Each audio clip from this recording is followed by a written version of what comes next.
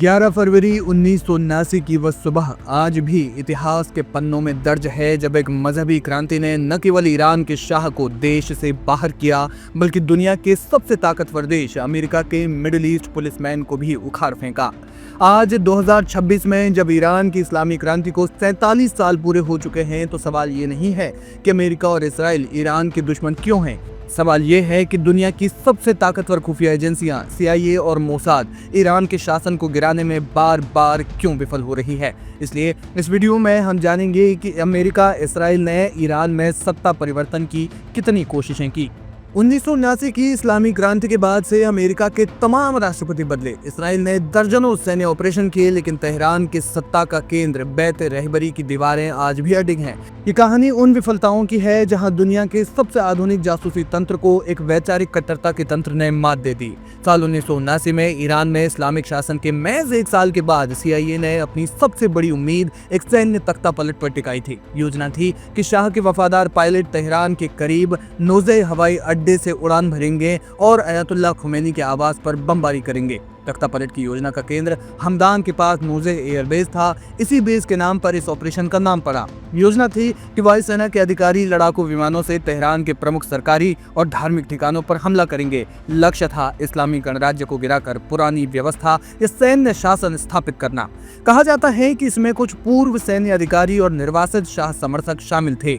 Iran जानता था कि 1979 में शाह के तख्ता पलट के बाद अमेरिका चुप नहीं बैठेगा। नतीजतन एजेंसियां अलर्ट पर थी और इसी सक्रियता का नतीजा था कि ईरानी सुरक्षा एजेंसियों को पहले से ही इसकी जानकारी मिल गई। इसके बाद सैकड़ों लोगों को गिरफ्तार किया गया, कई सैन्य अधिकारियों पर मुकदमा चला और कुछ को फांसी दी गई। इस ऑपरेशन में कई एजेंटों को सजाए मौत हुई। नतीजतन अमेरिका और इसराइल कमजोर पड़ गए और ये पहली कोशिश फेल हो गई।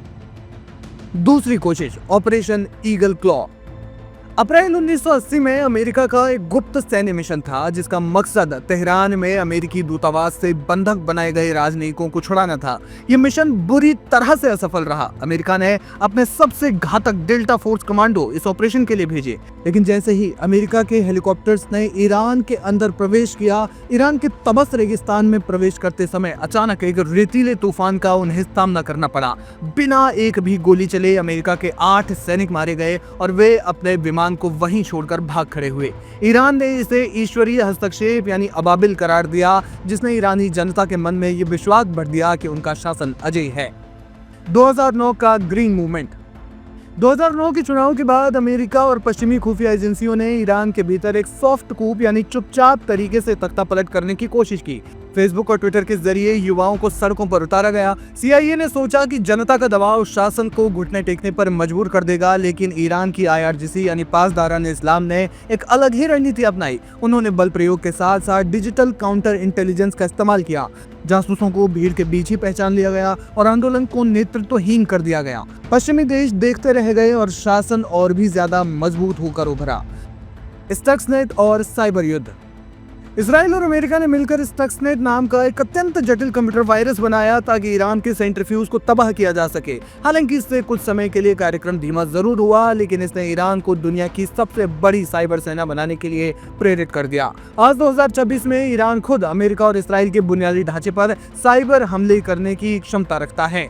इसराइल का साइबर तख्ता पलट का सपना उल्टा पड़ गया, क्योंकि ईरान ने अपनी पूरी व्यवस्था को विदेशी इंटरनेट से काटकर नेशनल इंटरनेट पर शिफ्ट कर दिया। 2022 का महसा अमीनी विद्रोह। साल 2022 में 22 वर्षीय कुर्द ईरानी युवती महसा अमीनी की हिरासत में मौत के बाद ईरान में जो व्यापक विरोध प्रदर्शन हुए, उन्हें महसा अमीनी विद्रोह या वुमेन लाइफ फ्रीडम आंदोलन कहा जाता है।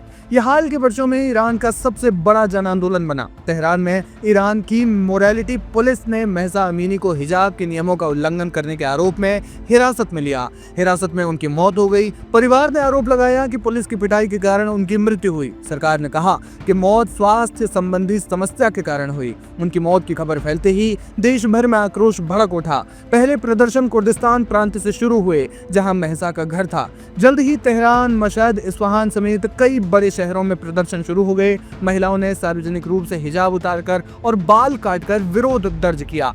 ईरानी सरकार ने आरोप लगाया कि अमेरिका और इसराइल के साथ साथ कुछ अन्य विदेशी शक्तियों ने ये विद्रोह भड़काया, लेकिन सरकार ने इस विद्रोह को भी कुचल दिया।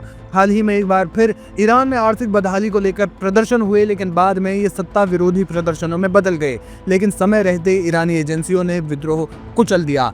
47 साल बीत चुके हैं, अरबों डॉलर खर्च हो चुके हैं, हजारों खुफिया रिपोर्टें लिखी जा चुकी है, लेकिन हकीकत ये है कि 2026 में भी अमेरिका और इसराइल के पास ईरान के किले को ढहाने की कोई कारगर चाबी नहीं है।